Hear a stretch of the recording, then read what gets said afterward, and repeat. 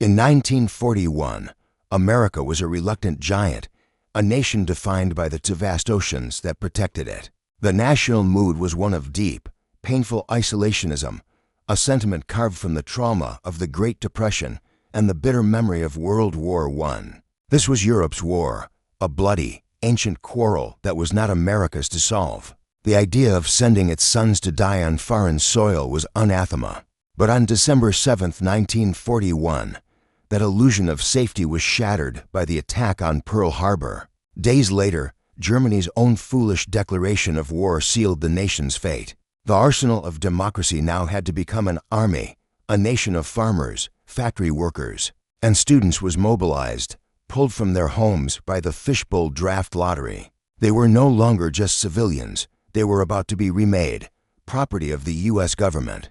Government issue, or as the world would come to know them, GIs, before any invasion could happen. The largest logistical operation in human history had to take place.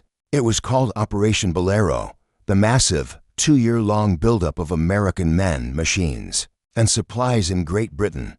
A river of steel flowed across the Atlantic, a river stalked by German U-boat wolf packs. The crossing itself was a harrowing, dangerous gauntlet.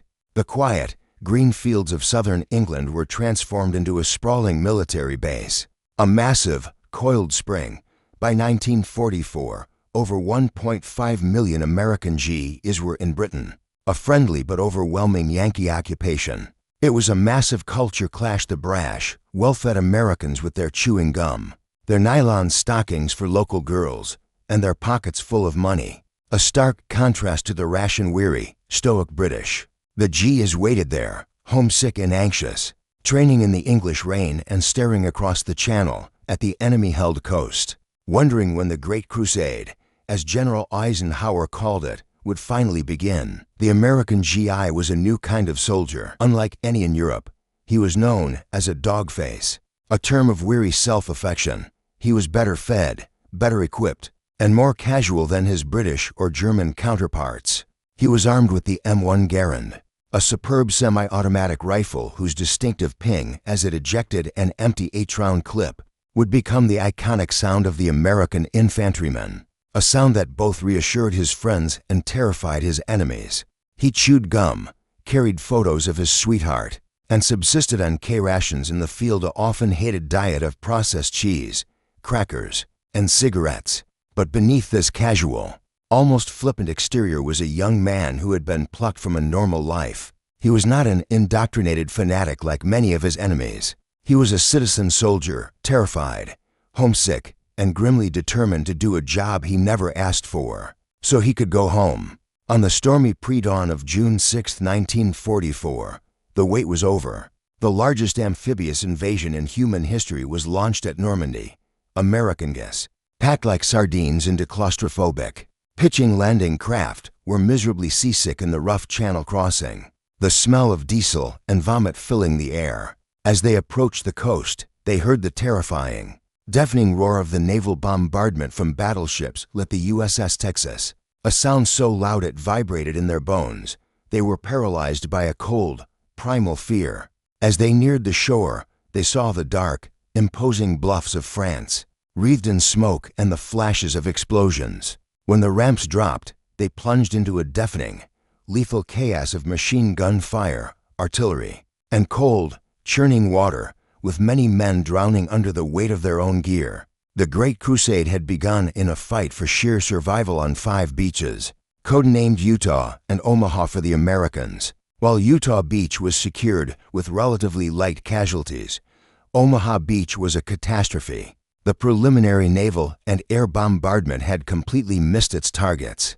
The bombs falling harmlessly inland, the amphibious duplex drive Sherman tanks, meant to provide cover, were launched to far out and most of them sank in the rough seas. The GIs of the 1st and 29th Divisions were thrown directly against the strongest German defenses.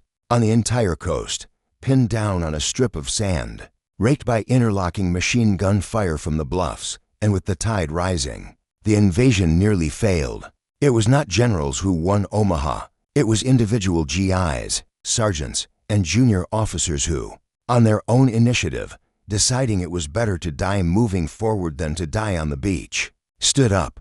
They blew holes in the wire, rallied stunned survivors, and one by one, began the long, slow, bloody climb up the bluffs. They won the beach by inches, at a terrible cost. Breaking onto the beaches was only the first step. The G's immediately found themselves in a new kind of prison, the bocage. This was the ancient Norman countryside, a landscape of tiny fields separated by massive, centuries-old hedgerows, impenetrable mounds of earth, stone, and tangles of roots, some over 10 feet high. For the Germans, it was a sniper's paradise, a natural, ready-made fortress. For the GIs, it was a bloody, 7-week stalemate, a hedgerow hell where every single field had to be taken in a brutal, close-quarters infantry fight. The war was not a grand charge, it was a savage, 100-yard battle over and over again. Against hidden machine gun nests, mortars, and tanks, it was only when G's invented rhino plows, welding steel scraps to the front of their tanks, that they could finally punch through these ancient, deadly walls. The stalemate was finally broken in late July by Operation Cobra, a massive carpet bombing campaign by B-17s that tore a hole in the German lines. General Patton's Third Army was unleashed, and suddenly the G's were in the open, in a high-speed race across France. The German army, caught in the Falaise pocket, was in a full, chaotic retreat. The high point of this race was August 25, 1944, the liberation of Paris. Though the French 2nd Armored Division was given the honor of entering first, American GIs followed close behind. After for long, humiliating years of occupation, the city erupted in a joyous, tearful celebration. American GIs, who had been fighting in muddy ditches just weeks before, were now being kissed by beautiful women, handed bottles of wine, and hailed as saviors as they paraded down the Champs-Élysées. The joy of Paris was dangerously short-lived. As the Allies pushed toward the German border, the supply lines stretched thin and the German defense stiffened. The fight entered its darkest phase. The battle for the Hürtgen Forest, fought from September to December 1944, was a forgotten, 9-week nightmare. It was a dark, dense, and rain-soaked forest on the German border, filled with minefields, bouncing Betty S mines, hidden bunkers, and pre-sighted artillery. The G's were forced into a grinding, World War I-style battle of attrition. Trees, blasted by artillery, would tree burst, sending a lethal spray of shrapnel and wooden splinters down on the men in their foxholes. Units were shattered, men vanished in the fog, and combat fatigue was rampant. It was a meat grinder that cost 33,000 American casualties for almost no strategic gain, a brutal, horrifying lesson in the fanaticism of the German defense of his homeland. In the dead of winter, December 1944, Hitler launched his last, desperate gamble. Believing the Allies were weak, he threw his last strategic reserve, his remaining panzer divisions, against a weak, quiet sector of the American line in the Ardennes forest. The goal was to split the Allied armies and recapture the vital port of Antwerp. The surprise was total. Gis, outnumbered and caught in a blizzard, in some of the coldest weather in European history, fought a desperate, retreating battle. German SS units, in the Malmedy massacre, executed American prisoners of war, proving this was a fight to the death. But the Gis did not break. They traded land for time, holding crucial crossroads and bridges, slowing the German advance. The defense of Bastogne became the symbol of American resilience. The screaming eagles of the 101st Airborne were rushed to the critical crossroads town, and were immediately surrounded and cut off by the German advance. When the German commander demanded their surrender, the American acting commander, General Anthony McAuliffe, gave a one-word reply that became legend: nuts. The G's held the town, freezing in their foxholes, with dwindling supplies of ammunition, medicine, and food. Finally, when the skies cleared, airdrops resupplied them, and General Patton's Third Army, in a feat of logistical genius, turned his tanks 90 degrees and fought its way north to relieve them. The Battle of the Bulge was the largest and bloodiest battle the U.S. ever fought. It was the German army's last offensive. After it failed, the road to Germany was finally, truly open.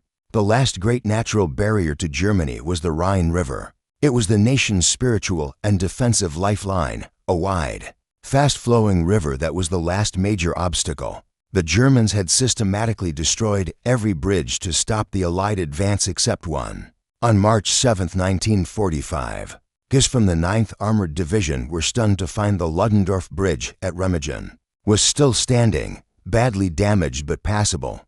The Germans were desperately trying to detonate demolition charges, but they were failing.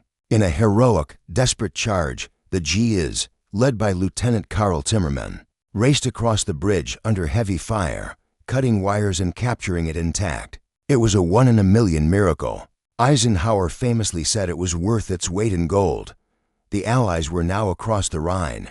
As the GIs pushed deep into the German heartland, they thought they were just fighting soldiers. They were prepared for fanaticism, but not for what they found.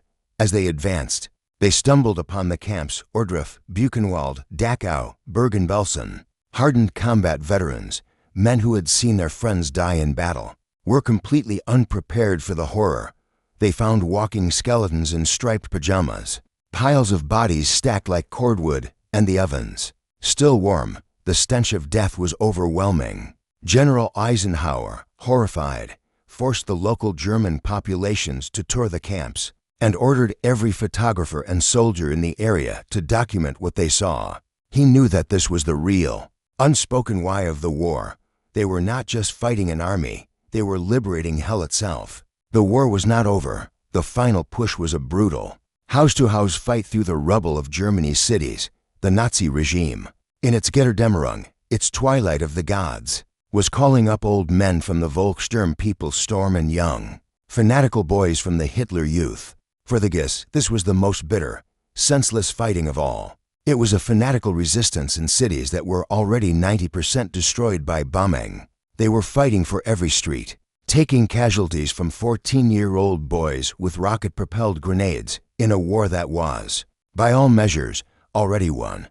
Every GI who died in April 1945 was dying just weeks before peace. The final, symbolic end of the war in Europe came on April 25, 1945, at the Elbe River, near the town of Torgau. An American patrol from the 69th Infantry Division met a patrol of the Soviet Red Army.